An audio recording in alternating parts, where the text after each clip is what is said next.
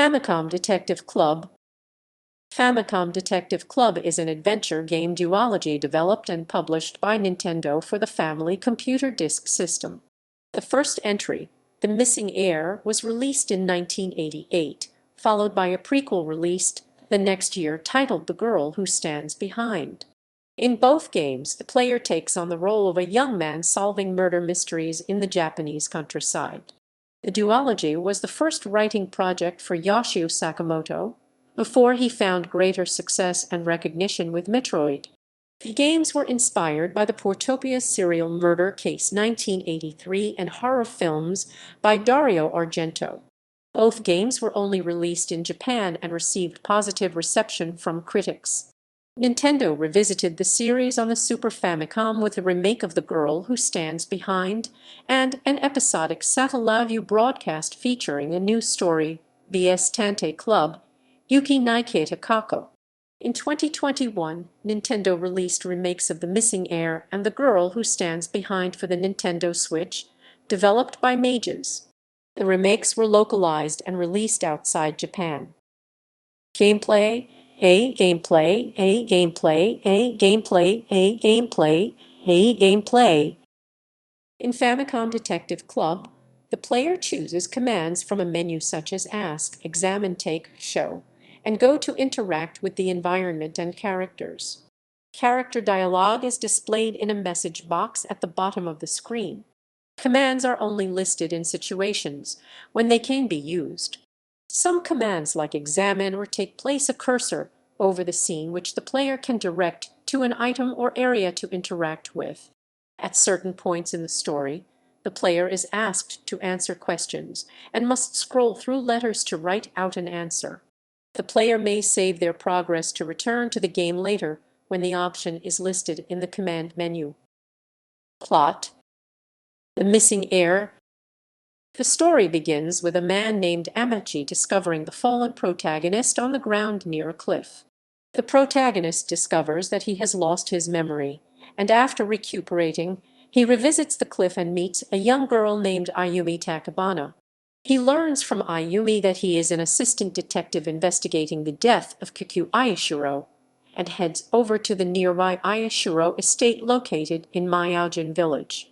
The Ayashiro family owns a huge plot of land passed down from generation to generation, but there is a strange saying in the village that the dead will return to life to kill anyone who attempts to steal the treasure of the Ayashiro family.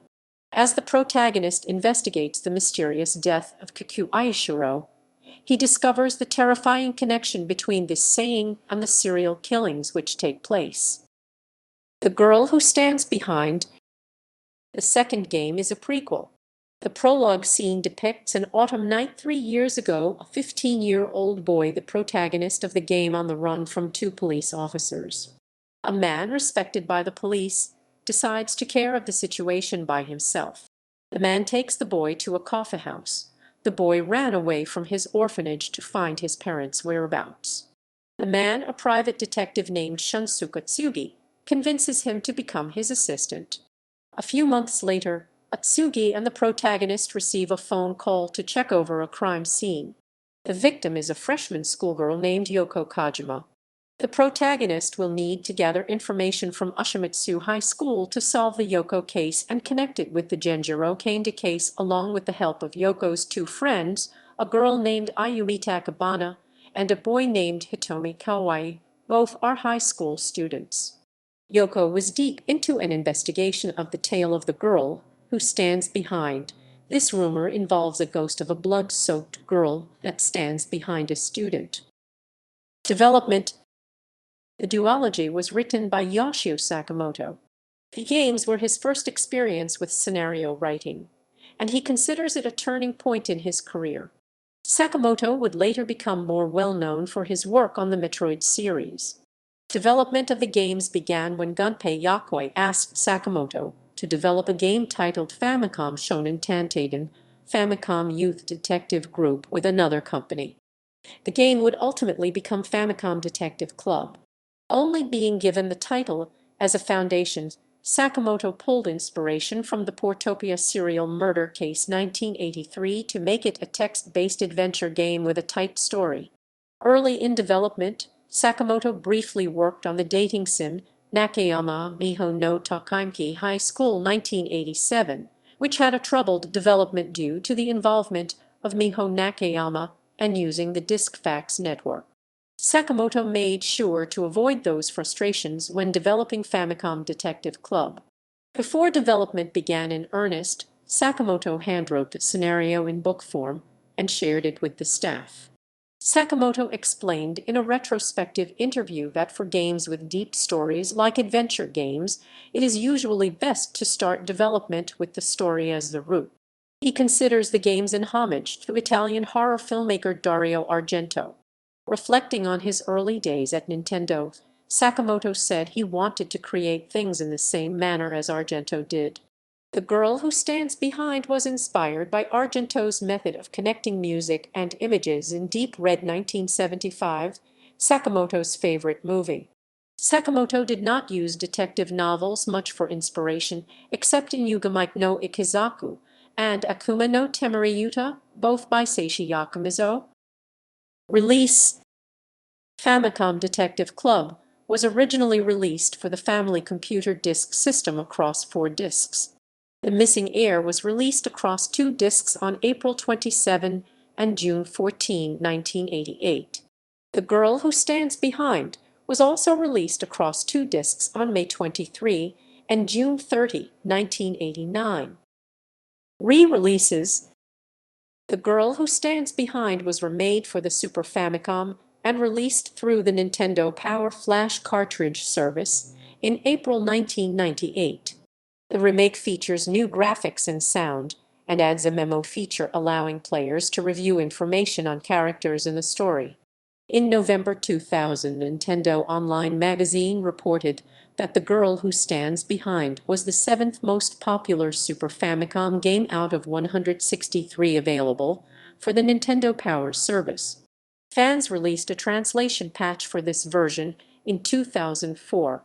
The original disk system duology was re-released for the Game Boy Advance in August 2004 in emulated form. They were released as 2 separate game carts among 10 total in the third wave of Famicom miniseries releases. Both games were among 5 from that group to reach Japan's top 10 in sales for the week of release.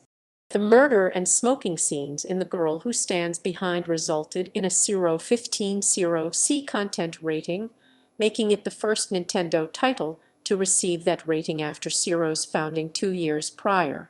The Missing Heir has been re-released on the Wii Virtual Console, the Wii U eShop, and the Nintendo 3DS eShop.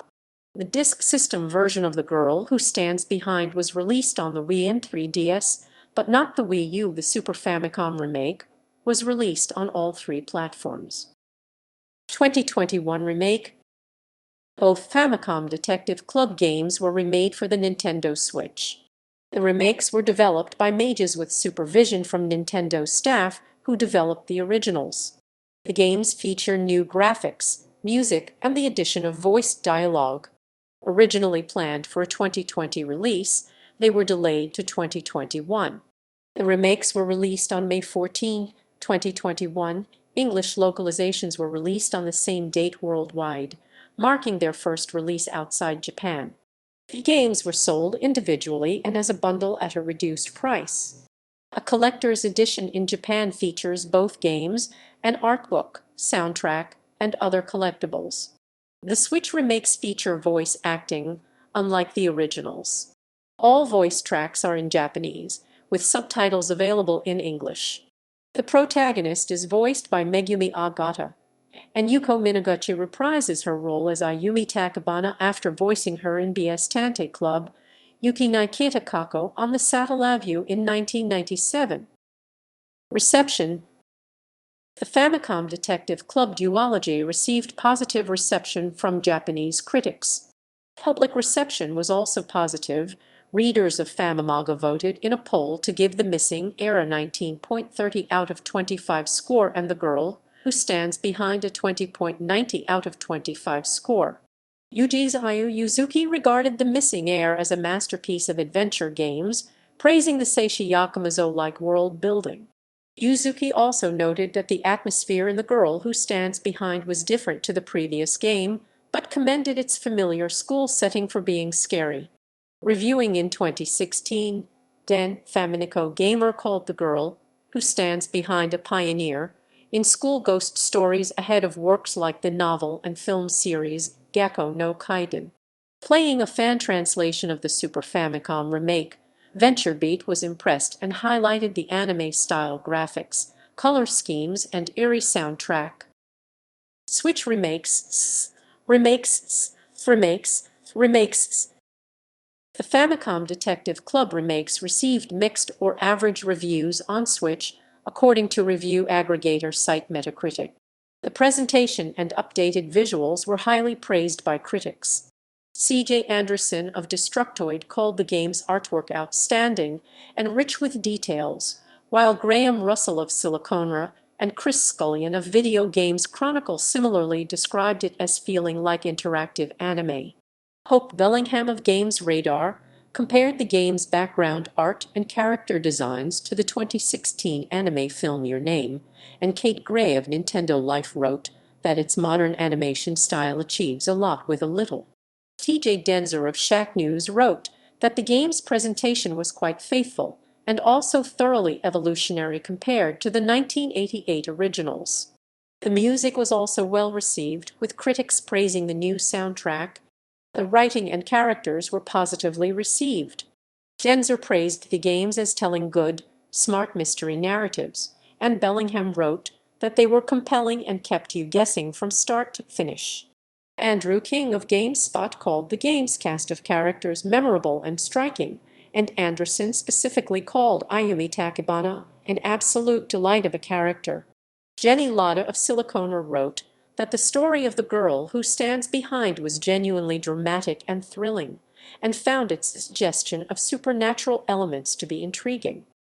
The gameplay was largely criticized, with numerous reviewers opining that its 1980s-era design had not aged well, and that its trial-and-error nature was frustrating and repetitive.